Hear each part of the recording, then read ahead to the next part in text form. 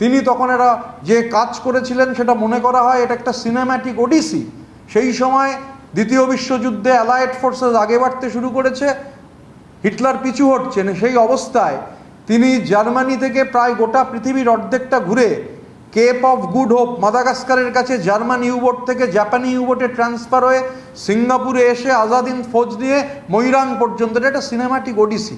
তো সুভাষচন্দ্র, নেতাজি সুভাষচন্দ্রের দেশপ্রেম, সেই নিয়ে কোনো কথা ওঠার প্রশ্নই নেই। মানে এই প্রশ্নের কোনো, মানে যারা প্রশ্ন তুলছেন অবান্তর প্রশ্ন।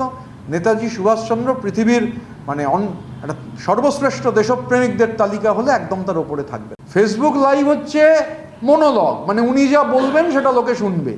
তো মনোলগের সঙ্গে গণতন্ত্রের কোনো সম্পর্ক নেই। গণতন্ত্র ডায়লগের ওপর নির্ভরশীল, গণতন্ত্র ডায়লগের ওপর বেঁচে থাকে। বেনিতো মুসোলিনি ইলদুচে আর অ্যাডলফ হিটলার ফুয়েরা, তো ফুয়েরা আর ইলদুচে আর তারপর সততার প্রতীক। ইতিহাসের আশ্চর্য পুনরাভিনয় লেখা হয়েছিল 18th Brumaire of Louis Bonaparte, history repeats itself first as a tragedy and then as a farce. এই ফেসবুক লাইভগুলো আসলে ফার্স। পাবলিক অ্যাকাউন্টস কমিটি যদি বিধানসভার ইতিহাস দেখা যায়, সবসময়ই চেয়ারম্যান বিরোধীদের থাকার থেকে এসেছে। তো মাঝে একটা এটা নিয়ে সমস্যা হয়েছিল, যেটা গণতন্ত্রের জন্য হেলদি নয়।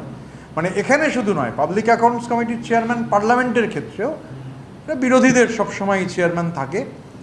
তো আনফর্চুনেটলি কোথাও সেই ট্র্যাডিশনে একটা ছেদ পড়েছিল পাবলিক অ্যাকাউন্টস কমিটির নিয়ে। আপনারা সবাই জানেন, আমি সেই ইতিহাসের মধ্যে যেতে চাইছি না।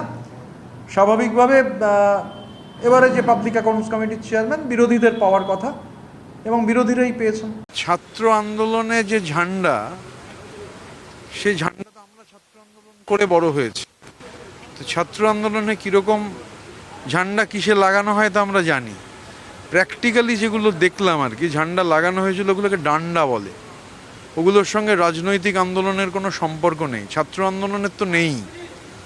তো ডান্ডার মধ্যে সোকল পতাকা লাগিয়ে যারা এলেন, এবং তারপর ওখানে দেখা যাচ্ছে একটা জান্তব পাশবিক উল্লাস।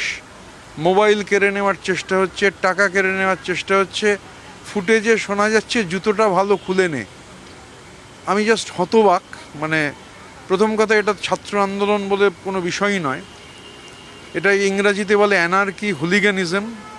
এবং মাখনবাবুর মোবাইলে অন্তত যে ভিডিও ফুটেজগুলো রয়েছে, যে ফুটেজগুলো উনি, তা থেকে অপরাধীদের নিশ্চিতভাবে আমরা আশাবাদী যে পুলিশ নিশ্চিতভাবে তাদের আইডেন্টিফাই করতে পারবেন। খুব ক্লিয়ার ফুটেজ।